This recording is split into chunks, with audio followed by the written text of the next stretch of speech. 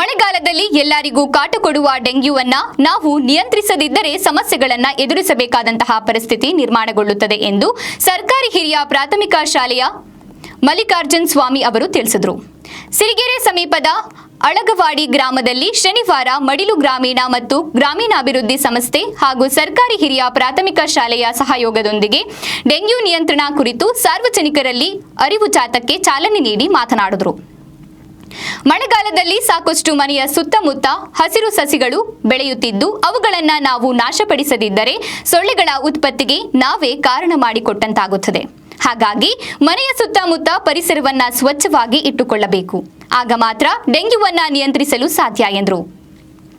ಮಡಿಲು ಸಂಸ್ಥೆಯ ಅಧ್ಯಕ್ಷರಾದ ಕುಮಾರಸ್ವಾಮಿ ಎಚ್ ಮಾತನಾಡಿ, ಡೆಂಗ್ಯೂವನ್ನ ನಿಯಂತ್ರಿಸಲು ನಮ್ಮ ಮನೆಯಲ್ಲಿ ನಾವು ಕೆಲವೊಂದಿಷ್ಟು ಉಪಯೋಗಗಳನ್ನ ಕಂಡುಕೊಳ್ಳಬಹುದು. ಹಸಿ ರೀತಿ ಬೇವಿನ ಸೊಪ್ಪಿನ ಹೊಗೆಯನ್ನ ಮನೆಯಲ್ಲಿ ಹಾಕಬೇಕು, ಆಗ ಸೊಳ್ಳೆಗಳು ಸಾಯುತ್ತವೆ ಎಂದರು. ಶಾಲೆಯ ಹಳೆ ವಿದ್ಯಾರ್ಥಿ ಅನಿಲ್ ಜಂಬೆ ಮಾತನಾಡಿ, ಮಡಿಲು ಸಂಸ್ಥೆ ವತಿಯಿಂದ ಸಾಕಷ್ಟು ಸಾಮಾಜಿಕ ಸೇವೆಗಳನ್ನು ಜಿಲ್ಲಾದಾದ್ಯಂತ ಮಾಡುತ್ತಲೇ ಬರುತ್ತಿದ್ದಾರೆ.